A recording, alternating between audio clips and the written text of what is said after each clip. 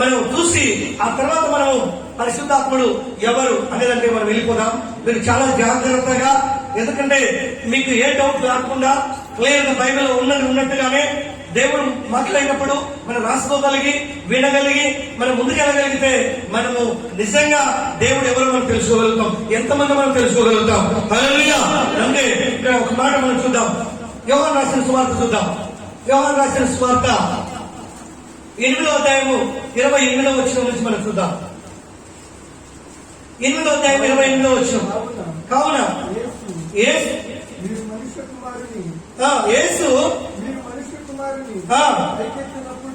మీరు మనుష్య కుమారుని పైకెత్తినప్పుడు నేనే ఆయనను. హల్లెలూయా. నేనే ఆయననంటే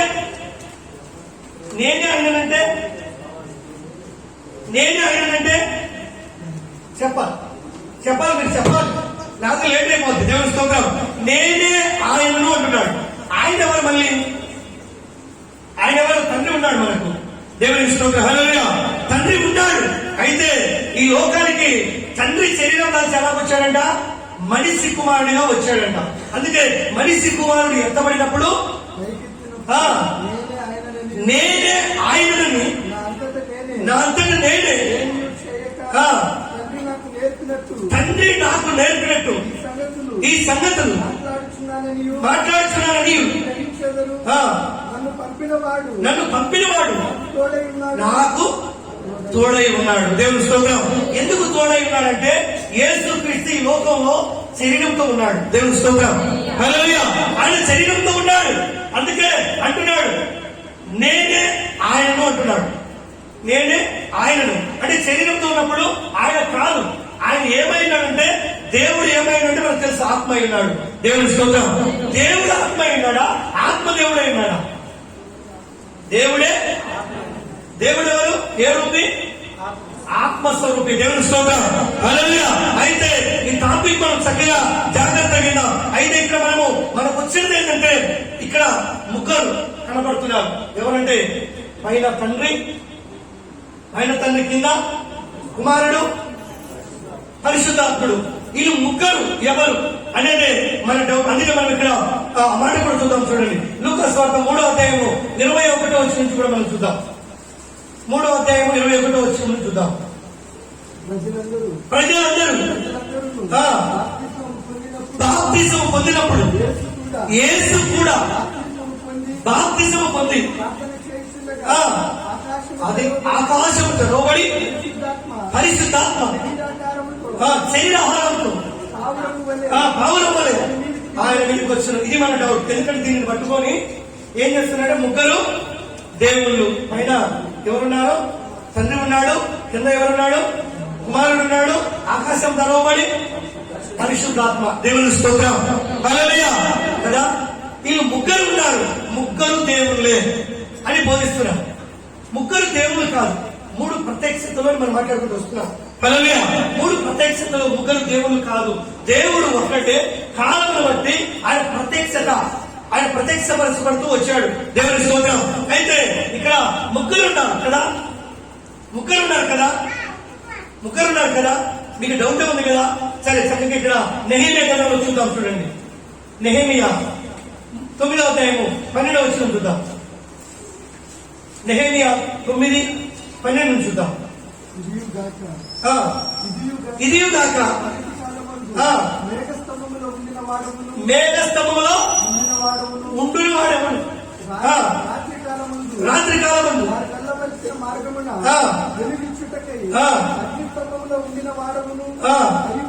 అయి ఉండి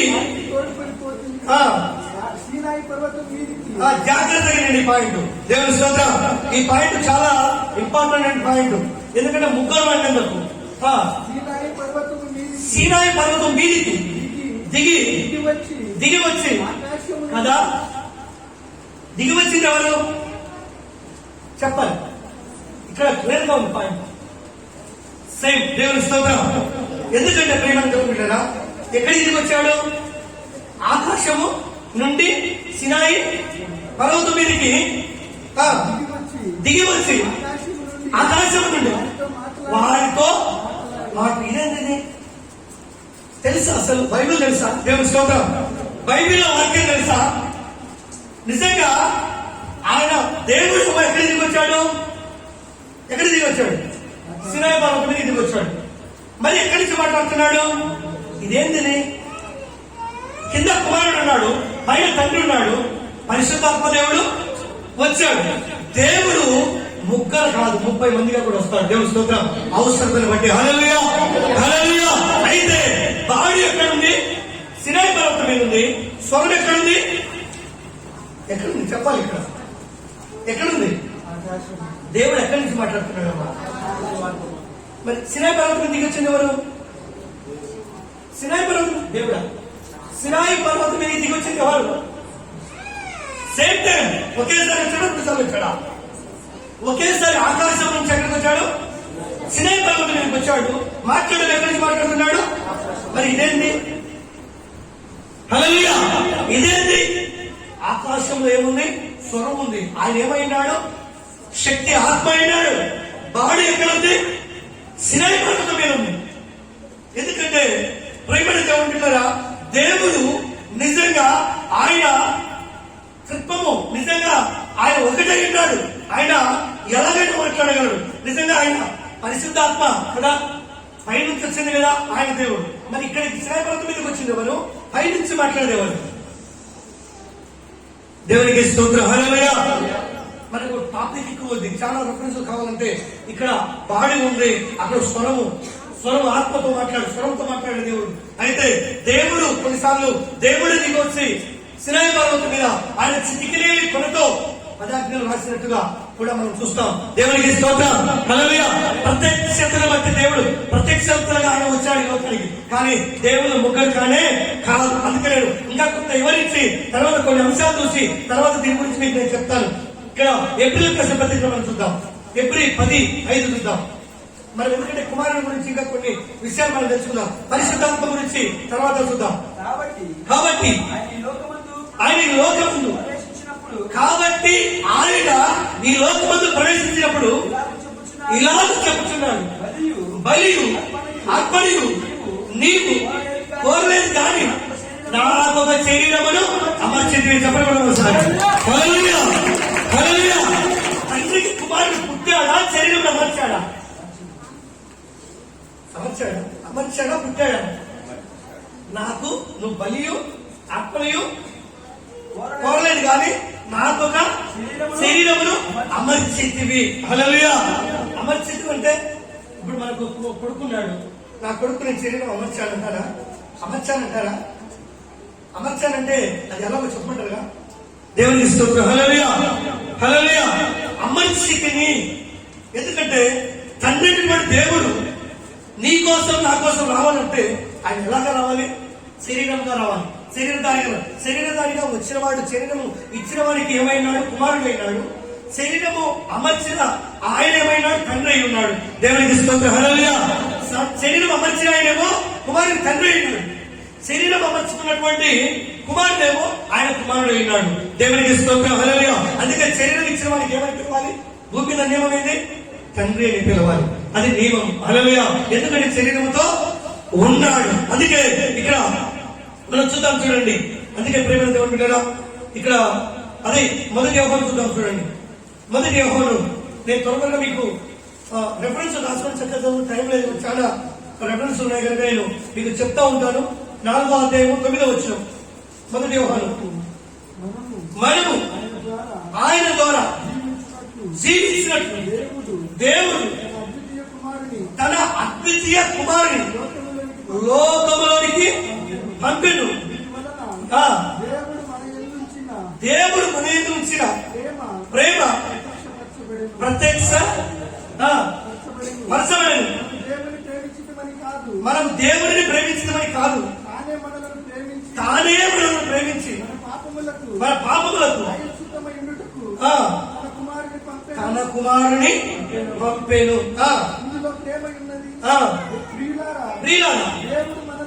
దేవుడు మనలను ఇలాగూ ప్రేమింపగా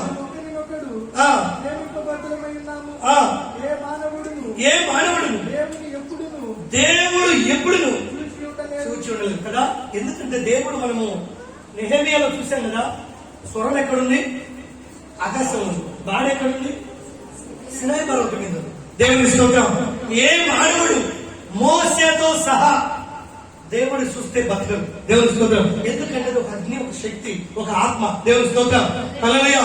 అయితే ఈ లోకంలో మన కొరకు ఆయన మన పాపముల నిమిత్తం సృష్టి ప్రారంభించిన తర్వాత మన కొరకై ఆయన ఒక శరీరమును కుమారుని అమర్చినాడు అని ఇక్కడ బైబిల్లో సెలవిస్తూ ఉంది. అందుకే ఇక్కడ మనము చూద్దాం, చూడండి. ఎందుకంటే ఎక్కువ శాతం ఈ వాక్యాన్ని పట్టుకొని వాళ్ళకు వివరించడానికి కూడా శాతగా. అందుకే సామెతల గ్రంథం చూద్దాం, చూడండి.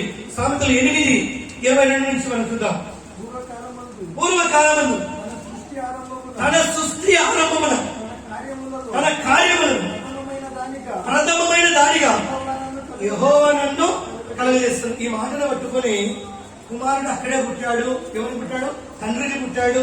అక్కడ ఏం కలిగించాడు? ఆయన ఏం కలుగజేశాడు? వాక్యమా, జ్ఞానమా? ఈ రెండే. దేవుని స్తోత్రం. హల్లెలూయా. వాక్యమా, జ్ఞానమా? 3 కాలాలు బట్టి మనం చూసాం. 3 కాలాలు: పురాతన కాలము, అనాది కాలము, ఆది కాలము. పోయిన వారం చూసాం. దేవుని స్తోత్రం. ఆ కాలంలో బట్టి దేవుడు ఏమైతే వచ్చాడు? ప్రత్యక్షపరచబడుతూ వచ్చాడు. దేవుని స్తోత్రం. హల్లెలూయా. అందుకే ఇక్కడ నిజంగా మనం చూస్తే అక్కడ నువ్వు కలగజేసిన అన్నాడు. దీన్ని పట్టుకొని వాళ్ళు ఏం చేస్తారంటే, అక్కడ ఆయన పుట్టాడు, ఆయన ఫ్యామిలీ ఉంది, అంటే ఆయన నీలాగా నాలాగా నరుడా, దేవుడిని చూస్తే ఉండాలని ఏమన్నా చూడలేదని చెప్తే ఆయన ఎలా ఉంటారు, ఎలా చేస్తారు, ఎలా ఫ్యామిలీ ఉంది, ఎలా బోధిస్తున్నారు. దేవుని స్తోత్రం. హల్లెలూయా. అందుకే ఏం చూద్దాం. ఎందుకంటే ప్రేమ దేవుని పిల్లరా, ఇక్కడ మనం చూద్దాం, చూడండి. అదే యోహాను సువార్తలో మనము ఈ మాట మనం చూద్దాం. యోహాను సువార్త 1వ అధ్యాయము 2వ వచనం నుంచి మనం చూద్దాం. ఆయన ఆదియందు దేవుని యొద్ద ఉండెను. ఎక్కడుంది? దేవుని యొద్ద ఉన్నాడు. యేసు జ్ఞానముగా. దేవుని స్తోత్రం. అది జ్ఞానం లేదా వాక్యము. 14వ వచనంలో వాక్యం. దేవుని స్తోత్రం. హల్లెలూయా. ఇక్కడ ఎక్కడున్నాడు? మళ్ళీ ఏదో మాట. ఆయన ఆదియందు దేవుని యొద్ద ఉండెను. దేవుని యొద్ద ఉండేను. దేవుని యొద్ద. అది జ్ఞానమా, వాక్యం అనేది కూడా తెలియదు. హల్లెలూయా. దేవుని యొద్ద ఉండెను. సమస్తమును ఆయన మూలముగా కలిగెను. ఎవరైనా? ప్రభువైనటువంటి యేసుక్రీస్తు. దేవునికి స్తోత్రం. హల్లెలూయా. ఆయన ఎవరంటే ప్రభువైనటువంటి యేసుక్రీస్తు. సమస్తము ఆయన వలన కలిగినది. ఏ వలన? ఎవరి వలన? యేసుక్రీస్తు వలన. అంటే యేసుక్రీస్తు ఏమైనాడు? మొదటిగా ఆత్మ అయినాడు. దేవుని స్తోత్రం. లేక వాక్యమై ఉన్నాడు. దేవుని స్తోత్రం. హల్లెలూయా. వాక్యమై ఉన్నాడు, ఆత్మ అయినాడు. అయితే మరి ఈయన సమస్తం ఆయన వలన కలిగితే మరి తండ్రి ఇందులో ఏం చేస్తాడు? ఆయన పాత్ర ఏదండి? ఆయన వీరనేది ఏమని తెలియదు. దేవుని స్తోత్రం. బోధకులకు తెలియదు, బోధించడానికి తెలియదు కదా. రకరకాల విధంగా వారు బోధిస్తూ వస్తూ ఉంటారు. సమస్తము ఆయన మూలముగా. ఎవరి మూలముగా? యేసుక్రీస్తు మూలంగా పతాలుగా వచ్చిన ఆ వాక్యం అంటే దేవుని యొక్క ఉంటుంది జ్ఞానం. ఆ వాక్యం ఏం రాసింది? శరీరధారి, కృపా సత్య సంపన్నుడుగా మన నిమిత్త నివసించను. దేవుని స్తోత్రం. హల్లెలూయా. అక్కడ సమస్తము ఎవరి వల్ల కలిగాయంటే దేవుడైనటువంటి యేసుక్రీస్తు వలనే కలిగినాయి. ఈ వాక్యము నిజంగా మన బైబిల్లో చూస్తే ఈ లోకానికి శరీరధారిగా వచ్చి ఉన్నదని ఎక్కడ ఉంది? కొత్త నిబంధనలో ఉంది. ఈ వాక్యం ఎక్కడి నుంచి ప్రత్యక్షమవుతుంది? ఈ వాక్యం ఎవరెవరికి ప్రత్యక్షమైంది అది చెప్పరు. ఆ జ్ఞానం లేదు. మేము ఈ చదువు అంటారు కానీ మాది అది ఇది అంటారు కానీ. అందుకే ఈ వాక్యము ఎప్పటి నుంచి ఉందో కూడా మనము చక్కగా చూద్దాం. చూడండి, ఆదికాండంలో చూద్దాం. మన డౌట్ క్లియర్ కావాలి. ఆదికాండం 15 1వ వచనం చూద్దాం. 15:1. ఇది జరిగిన తర్వాత యెహోవా, జాగ్రత్తగానండి, ఎప్పటిది? అబ్రహాము కాలంలో. అబ్రహాము కూడా ప్రత్యక్షమైన వాక్యమే. చెప్పడం ఒకసారి. హల్లెలూయా. ఎందుకంటే మన దగ్గర వాక్యం వినేవారు ముగ్గురు దేవుడు అని అనుమానం రాదు. తండ్రి, కుమారుడు, పరిశుద్ధాత్ముడు ఒకడే. తండ్రి ఉన్నాడు, కుమారుడు ఉన్నాడు, పరిశుద్ధాత్ముడు, కానీ ఒక్కడే, ఏకమై. ఆయన నిజంగా చూస్తే ఆయన కృపమైన దేవుడు. హల్లెలూయా. అందుకే ఇక్కడ ఏమంటున్నాడు? మలినలు ఇది జరిగిన తర్వాత యెహోవా వాక్యము అది ఎక్కడ ప్రత్యక్షమైంది? అది ఇక్కడ యోహాను సువార్త 1:14 శరీరధారిగా వచ్చింది వాక్యం. ఈ వాక్యం అంతకు ముందు ఎక్కడుంది? ఎవరికి ప్రత్యక్షమైంది? దేవుని యొక్క ఉంది, దేవుని దగ్గర ఉంది. ఆ వాక్యము ఎవరికి ప్రత్యక్షమైంది? చదువుదామని. ఈ జరిగిన తర్వాత యెహోవా వాక్యము అబ్రహామునకు దర్శనమందు వచ్చి ఏమొచ్చింది? వాక్యం వచ్చిందా, దూతం వచ్చిందా? తేడా ఉంది కదా. దూతం అంటే తేడా ఉంది, వాక్యం అంటే తేడా ఉంది, లేదా దేవుడే వచ్చాడంటే తేడా ఉంది. ఇక్కడ ఏమొచ్చింది? వాక్యము. దేవునికి స్తోత్రం. హల్లెలూయా. దర్శనమందు వాక్యము ఆయన ఏమైంది? వచ్చి అబ్రహాము భయపడకు. వాక్యము వాక్యము ఇదే వాక్యము యోహాను సువార్తలో మనం చూస్తాం కదా. శరీరం ఇప్పుడు శరీరం లేదు, శరీరం లేదు. శరీరము ఉండాలంటే శరీరం ఎక్కడ ఉండాలి? శరీరం ఎక్కడ ఉండాలి? భూమి మీద. అది నియమము. ఎందుకంటే దూతగా వచ్చి ఇక్కడ నివసించలేడు. శరీరం అంతా వెళ్ళి అక్కడ ఉండేదానికి లేదు. హల్లెలూయా. అయితే భూమి మీద నిలవాలంటే, నీతో నాతో ఉండాలంటే ఒక శరీరం అవసరమైంది.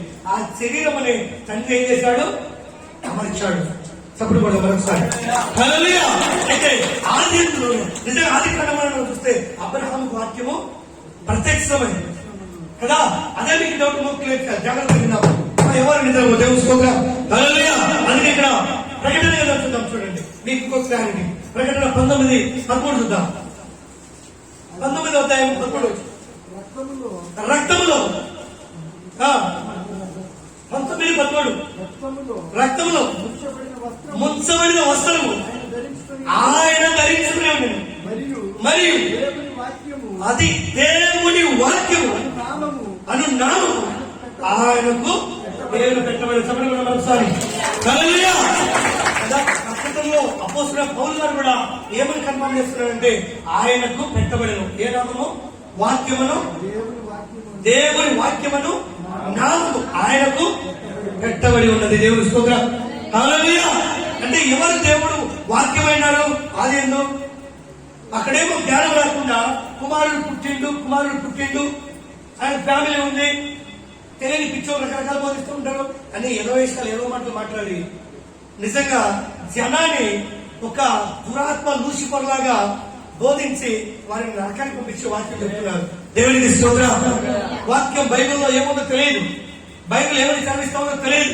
దేవునికి స్తోత్రం. హల్లెలూయా. బైబిల్ ఎలా మాట్లాడుతుందో తెలియదు.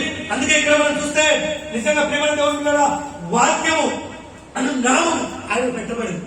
మరి వాక్యము నామం ఏంటి? మళ్ళీ ఆయన అక్కడే పుడితే కుమారుడే కదా. మరి లోకానికి ఎవరు వచ్చారు? తండ్రి వచ్చాడా, కుమారుడిగా వచ్చాడా? మరి కుమారుడికి ఏమని ఏ నామం ఏ పేరు పెట్టబడింది? దేవుని వాక్యమును నామము. దేవుని స్తోత్రం. దేవుళ్ళు ఎందరూ లేరు, ఒక్కడే. దేవుని స్తోత్రం. మనం ముఖ్యంగా కూడా వెంటనే నేను పోయినసారి చెప్పాను, దేవుడు ఈ విధంగా ఉంటాడని మనం ఇంట్లో ఫోటోలు పెట్టుకుంటాం. ఇది యేసుప్రభు ఫోటో అని. అది యేసుప్రభు ఫోటో కాదు. యేసుప్రభు ఫోటోలు రాడు, అది నాలో తీలే. ఆయన సినిమాలు తీస్తారు ఇంగ్లీష్ వాళ్ళు సినిమా గురించి వస్తాయి.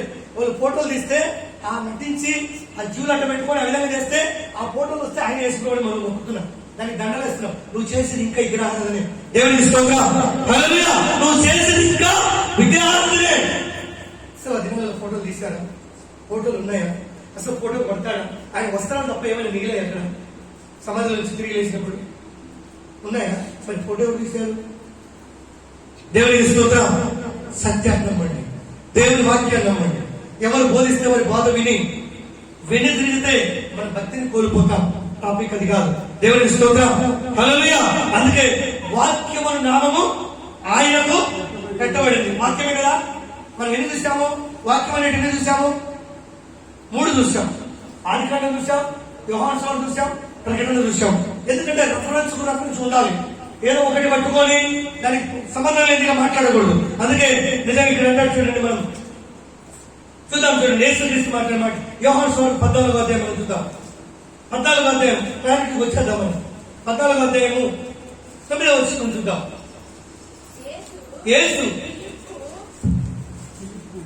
యేసు ఫిలిప్పు నేను ఇంతకాలము, ఈ పాయింట్ జాగ్రత్తగానండి, ప్రతి పాయింట్ కూడా నిద్రపోతే రాసుకునండి.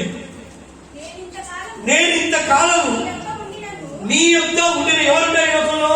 తండ్రి ఉన్నాడా, కుమారుడు ఉన్నాడా? కుమారుడినే ఆలోచిద్దాం. తండ్రి ఇంకా నమ్మరు కనుక, తండ్రి అక్కడ ఉన్నాడు కనుక, తెలుగు స్తోత్రం, అక్కడ ఉన్నాడు కనుక ఇక్కడ కుమారుడే ఉన్నాడు. ఈ కుమారుడు ఎవరితో చెప్తున్నాడు? ఫిలిప్తో చెప్తున్నాడు. ఫిలిప్తో ఏమని చెప్తున్నాడు? నేను ఇంతకాలము మీ యొద్ద ఉండినను నీవు నన్ను ఎరుగవా? నన్ను చూసినవాడు తండ్రిని చూచి ఉన్నాడు. చెప్పడం ఒకసారి ఎవరున్నా నన్ను చూసినవాడు, నన్ను చూసినట్టు చెప్పాలి. తండ్రిని, తండ్రి ఈ లోకానికి వచ్చాడు, శరీరం అమర్చుకొని వచ్చాడు కుమారుడు. తండ్రి కుమారుడిగా వచ్చాడు. అందుకే ఇక్కడ నిజంగా ఏమంటున్నాడు? నన్ను చూస్తే మరి అదెట్లది? తండ్రి పైన ఉన్నాడు కదా, ఆయన సూపర్ పవర్ కదా, అది సామాన్య శక్తి కదా, అది దేవుని స్తోత్రం. హల్లెలూయా. ఆయనకు రూపం లేదు. నువ్వు ఆయన చూడాలనుకుంటున్నావు కదా, నన్ను చూస్తే ఆయనను చూసినట్టే. అంటే నిజంగా ఆయననే నేను, నేనే ఆయన. దేవుని స్తోత్రం. నన్ను చూస్తే ఇక ఆయన చూడాల్సిన అవసరము లేదు అని చెప్తున్నాడు. అందుకే నన్ను చూసిన వాడు తండ్రిని కూడా చూసిస్తున్నాడు కనుక తండ్రిని నన్ను కనపరచమని ఎలా చెప్తున్నావు? హల్లెలూయా.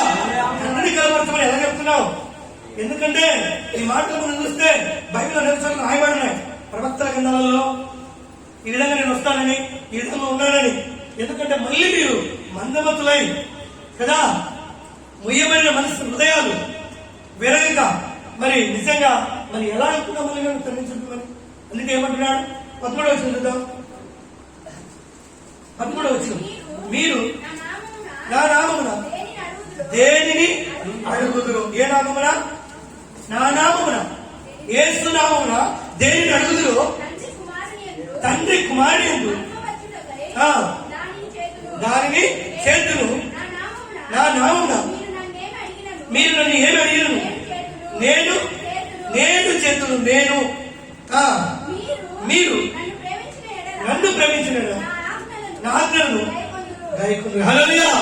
దేవుడు ఏమి చెప్తున్నాడు? నన్ను ప్రేమించమన్నాడా? తండ్రిని ప్రేమించమన్నాడా? నేను ఇస్తానంటున్నాడా? నా తండ్రి ఇస్తాను. కొన్ని చోట్ల తండ్రి ఇస్తానన్నాడు. ఎందుకు తండ్రి ఇస్తాడంటే యేసుక్రీస్తు శరీరంతో మన మధ్య ఉన్నాడు. హల్లెలూయా. అందుకే శరీరమును అమర్చిన ఆయన ఏమైనాడంటే ఏమైనాడు? తండ్రి అయి ఉన్నాడు. అందుకే నా తండ్రి చిత్తం నెరవేర్చడానికి నేను వచ్చినానంటాడు. ఎందుకంటే ఇవన్నీ కూడా గూఢార్థముగా యేసుక్రీస్తు మాట్లాడుతూ వచ్చాడు. అందుకే ఏమంటున్నాడంటే ఫిలిప్ ఏమన్నాడు? నన్ను చూస్తే తండ్రిని చూసి ఉన్నాడు. 28లో వచ్చాం. నేను వెళ్ళి మీ యొద్దకు వచ్చిందని నీతో చెప్పిన మాట మీరు వింటిది కదా. తండ్రి నాకంటే గొప్పవాడు కనుక, డౌట్ వస్తుంది, నాకంటే గొప్పవాడు కనుక. అదే నేను చెప్తున్నాను. ఎందుకు గొప్పవాడు అంటే ఈయన ఏమితో ఉన్నాడు? శరీరంతో ఉన్నాడు కనుక ఆత్మ గొప్పదే. దేవుని స్తోత్రం. హల్లెలూయా. అది ఆత్మ తండ్రి గొప్పదే. అది నిజంగా మరి అది పవర్ అని చెప్పాడు, అది ఒక శక్తి అని చెప్పాడు. కానీ శరీరంతో ఉన్న ప్రతి ఒక్కరు కూడా ఆ శక్తి అగ్ని గొప్పదే. అందుకే నిజంగా ఏమంటున్నాడు ఇక్కడ? తండ్రి నాకంటే గొప్పవాడు కనుక మీరు నన్ను ప్రేమించినాడు గెలుచున్నాడని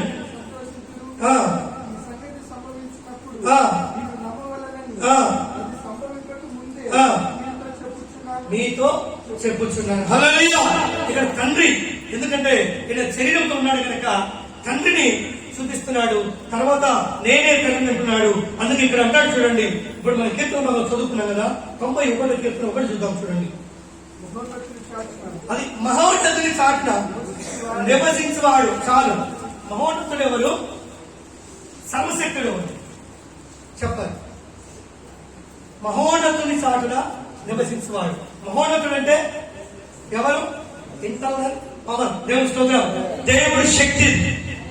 మరి ఎవరైనా తండ్రి మరి మహోన్నతుని చాటున నివసించేవాడు ఎవరంట? సర్వశక్తుడు ఎవరు? యేసుక్రీస్తు. దేవుని స్తోత్రం. హల్లెలూయా. ఈయన యేసుక్రీస్తు. అందుకంటున్నాడు మహోన్నతుని చాటున నివసించేవాడే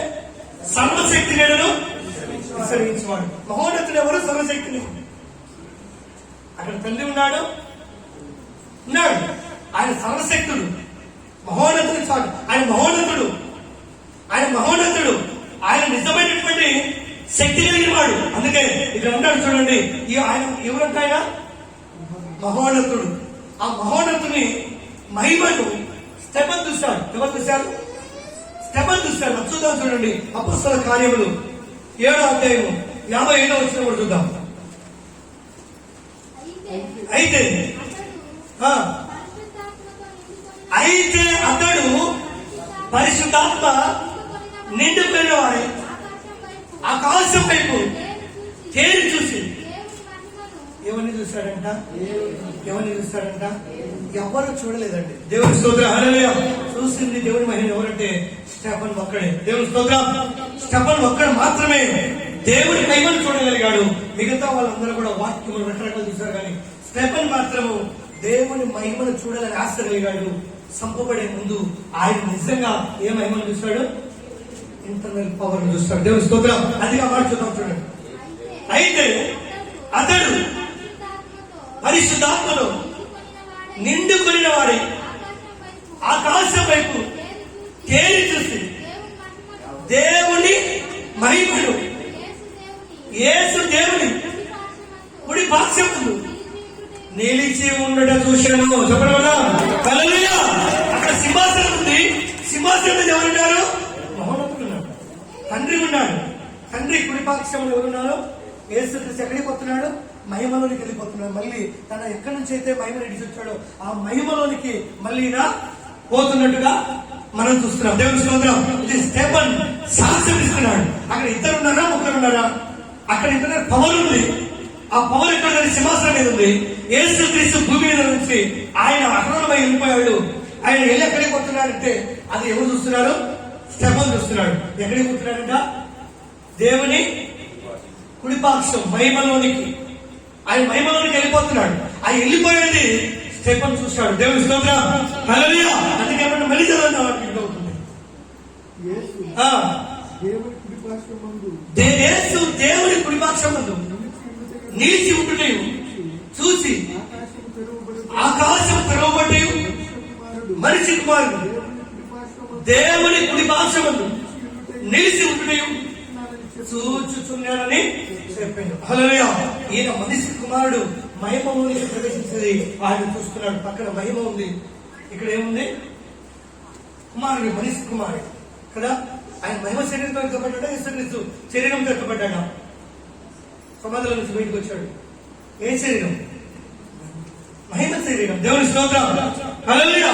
ఎందుకంటే నిజంగా ఈ యొక్క ప్రత్యక్షతను కాదు, ఇది డైరెక్ట్ గా దేవుడు చూస్తాడు. ఎందుకంటే దావీదు కూడా అంటాడు, మరి దేవుడు నా కుడి హస్తం అంటాడు, నా కుడి పక్కన ఉన్నాడు అంటే దావీదు పక్కన దేవుడు ఉన్నాడనా? కుడి అంటే కుడి పక్కన ఉన్నాడంటే నా బలము అని, హల్లెలూయా, నాకు బలమై ఉన్నాడు అని, దేవుడు నాకు తోడై ఉన్నాడు అని. అందుకే ఇక్కడ యేసుక్రీస్తు కూడా ఆ మహిమకు లోనికి వెళ్ళిపోతున్నట్టుగా మనం ఇక్కడ చూస్తున్నాం. దేవుని స్తోత్రం, హల్లెలూయా. అందుకే మనం ఇక్కడ ఇంకో మాట కూడా చూద్దాం చూడండి. ఇక్కడ నిజంగా స్టీఫెన్ కన్ఫర్మ్ చేస్తాం. అందుకే ఇక్కడ రోమీయులకు రాసిన పత్రిక కూడా మనం చూద్దాం. రోమ 9వ అధ్యాయము 5వ వచనం కూడా మనం చూద్దాం.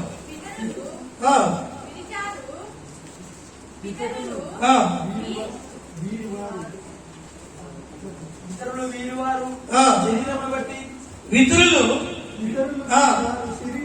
శరీరమును బట్టి క్రీస్తు వీరిలో పుట్టాను. నిజంగా క్రీస్తు వీరిలో పుట్టానంటే ఇది నిజంగా మనం చూస్తే అబ్రహాం. దేవుని స్తోత్రం. పితరులు అంటే మన పితరులు ఎవరు? అబ్రహాం మనందరికి ఏమైనాడు? తండ్రి అయినాడు. మనం అందరం కూడా అబ్రహాంకి ఏమైనా? దేవుని స్తోత్రం, హల్లెలూయా. ఈ అబ్రహాముతోనే కలలో ఏమై ఇచ్చాడు దేవుడు? వాక్యమై ఇచ్చాడు. దేవుని స్తోత్రం, హల్లెలూయా. ఏమై ఇచ్చాడు? వాక్యమై ఇచ్చాడు. అందుకే ఇక్కడ ఏమంటున్నాడు? ఇతరులు వీరి వారు శరీరమును బట్టి క్రీస్తు వీరిలో పుట్టాడు, వచ్చాడు. దేవుని స్తోత్రం, హల్లెలూయా. ఈయన ఎవరంటేనా? సర్వాధికారి, సర్వశక్తిమంతుడు. దేవుని స్తోత్రం, హల్లెలూయా. ఈయన ఎవరంట? సర్వము మీద ఏముండడానికి అధికారం ఉంది. అంటే సర్వం మీద అంటే ప్రకృతి సృష్టి ప్రారంభం ఎవరైతే నియమించారో వారికి మాత్రమే అధికారం ఉంటుంది. దేవుని స్తోత్రం, హల్లెలూయా. అందుకే ఇక్కడ ఏమంటున్నాడు? ఈయన సర్వాధికారి అయిన దేవుడై ఉండి ఏమైనాడో దేవుడై ఉన్నాడా దేవుడై ఉన్నాడా? మనిషి కుమారుడు కాదు, మనిషి కుమారుడు అనలేదు. మరి ఆయన పుట్టుకుమారుడు ఏమైనా దేవుడుగానే ఉన్నాడు. ఈ లోకానికి వచ్చినాక ఏమయ్యాడు? మనిషి కుమారుడు అయ్యాడు, శరీరం తయారయ్యాడు, శరీరం మంచాడు, ఇవన్నీ కూడా ఉన్నాయి. దేవుని స్తోత్రం. అక్కడ ఉన్నప్పుడు ఏమైనాడు? దేవుడై ఉండి నిరంతరము స్తోత్రార్హుడై ఉన్నాడు. దేవుని స్తోత్రం చేద్దాం. నిరంతరం అంట. హల్లెలూయా, హల్లెలూయా.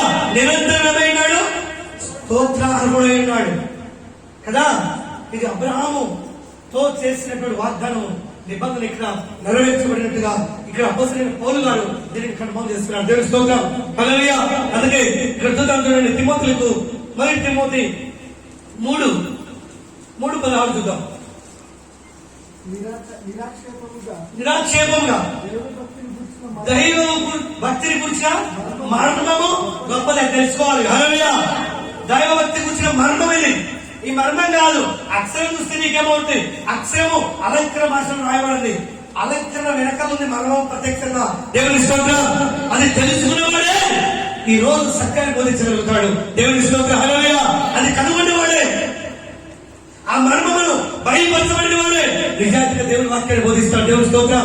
హల్లెలూయా. అలా కాకుండా నేను చదువు అన్ని చేశానని చెప్పేసి అక్షరంగా చదివి దానికి అర్థం లేకుండా మాట్లాడి మనుషులను తప్పుదో పట్టించే దైవజనులు అనేక మంది ఉన్నారు. దేవునికి స్తోత్రం చేద్దాం ఒకసారి. హల్లెలూయా. అందుకే ఇక్కడ ఏమంటున్నాడు? నిరాక్షేపంగా మర్మము గొప్పది ఉండేను. ఆయన సశరీరుడు అంటే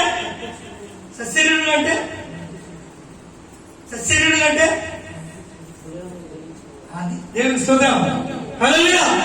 శరీరం ధరించాడు కదా, ధరించాడు. ఆయన శరీరం ధరించాడు. అంతవరకేమన్నాడు? ఎవరికేమైనాడు? తండ్రి. అందుకేమంటున్నాడు? సశరీరుడుగా ప్రత్యక్షుడు అంటే ప్రత్యక్షించబడ్డాడా? ప్రత్యక్ష ఇదొక ప్రత్యక్షత. దీని ఏమంటారు? ప్రత్యక్షత. దేవుని స్తోత్రం. ఆయన ప్రత్యక్షతలు అంతేగాని 3 రకాలుగా వచ్చాడు. 3 రకాలుగా కాదు, నేను 30 రకాలుగా కూడా వస్తాడు ఆయన. హల్లెలూయా. రావాలనుకుంటే ఆయన ప్రత్యక్షపరచబడిను. ప్రత్యక్షత ఇది. ఆత్మ విషయమున నీతిపరుడు. మనం చూసాం పోయిన వారం కదా.